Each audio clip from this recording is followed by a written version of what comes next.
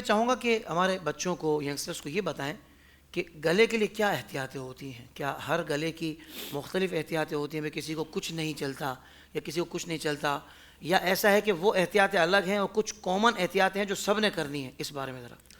انسانی طبیعت ہے، اس کا تقاضا ہے کہ کچھ ایسی چیزیں کہ جو آپ کو نقصان پہنچا سکتی ہیں، اس میں کچھ چیزیں ہیں کہ ویسے نعت خواہ نہ بھی ہو تب بھی یہ برفیلی چیزیں جیسے آئس کریم ہے، جیسے بہت زیادہ ٹھنڈا پانی، جیسے برف کا جما ہوا پانی، جیسے کولڈ ڈرنک ہو گئی بہت زیادہ ٹھنڈی، اور ویسے بھی کچھ کولڈ ڈرنک تو ایسی ہوتی ہیں اس میں لوکل سی چیزیں ہوتی ہے کہ جو گلے کے لیے بہت زیادہ نقصان دہ. ان چیزوں سے تو ویسے بھی بچنا چاہیے اگر نعت خواہ نہیں بھی ہے تو، صحت کے لیے نقصان. ہاں. اور پھر روغنی غذائیں ہماری پاکستان ہندوستان کے اندر ٹریڈیشنل فوڈ ہے جو، وہ روغنی غذائیں ہماری جو بہت زیادہ چکنائی والی. تو جب ہماری ایسی غذائیں ہیں تو پھر اس کے بعد اس چیز کا استعمال، ظاہری بات ہے وہ بلغم آنا اور نزلہ ہونا اور سینہ جکڑنا، پھر یہ سینے کی ساری خراش ہے گلے میں آنا، پھر جو ہے وہ آپ پڑھتے ہوئے ظاہری بات ہے یہ سب کہیں اور تو جائے گا نہیں، آپ جتنا سانس لیں گے اور اوپر آئے گا سینے سے گلے میں آئے گا. صحیح. اس طرح آپ کو تکلیف ہوگی اور اس سے احتیاط کریں گے. میں نے تو بلکہ کسی نے مجھے کہا تھا اسٹوڈیو میں شاید، کیونکہ ایک بہت بڑے سنگر ہیں ہندوستان کے، تو میں نے ان کے بارے متعلق سنا تھا. وہ بندہ بتا رہا تھا کہ اسے پتہ ہی نہیں ہے کہ چاول کا ٹیسٹ کیا ہے. اس نے اپنی زندگی میں کبھی چاول کھایا ہی نہیں، صرف اس لیے کہ وہ اس کی پرہیز تھی وہ چکنائی نہ آئے اور وہ گلا اس کا صحیح رہے. چپس وغیرہ تو کھا سکتے ہیں نا؟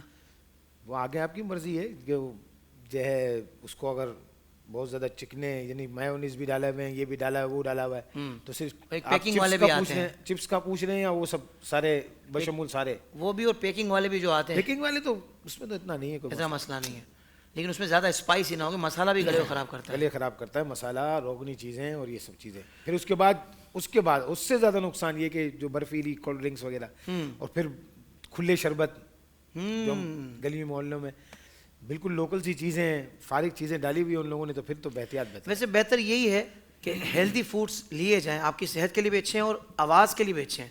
اور حقیقت میں جو ووکلسٹ ہوتے ہیں نا، جن کا آواز کا کام ہوتا ہے، وہ تو یہ ساری احتیاطیں کرتے ہیں. ان کو پتہ ہے بھائی کام ہی آواز کا ہے، اگر آواز ہی کام نہیں کر رہی ہوگی تو پھر ہم نے کیا پرفارمنس دینی ہے. تو اس بات کا اہتمام کر لیں تو اچھا ہی ہے. دیکھیں آگے بڑھنا ہے تو آگے بھی بڑھنا ہے، ترقی بھی کرنی ہے، خوش الانی بھی چاہیے، اور پھر یہ چیزیں بھی نہیں چھوڑ سکتے، سارے مزے لینے. خطبہ ہمارے مقررین کتنی احتیاط کرتے ہیں ان چیزوں کی. کئی خطبہ کو میں جانتا ہوں، خطیب بڑے اچھے ہیں، وہ احتیاط کرتے ہیں اتنی روغنی غذائیں اور یہ سب چیزوں. واہ واہ واہ واہ. دیکھیں یہ ایک زندگی بھر کا ان کا تجربہ ہے جو انہوں نے ہم سے شیئر کیا ہے. اللہ کرے کہ ہم ان باتوں کو سمجھنے والے بن جائیں.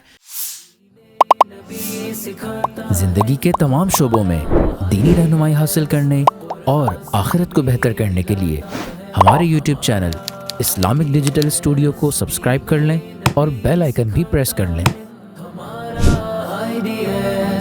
قرآن سے بھی ملاتا ہے ہمارا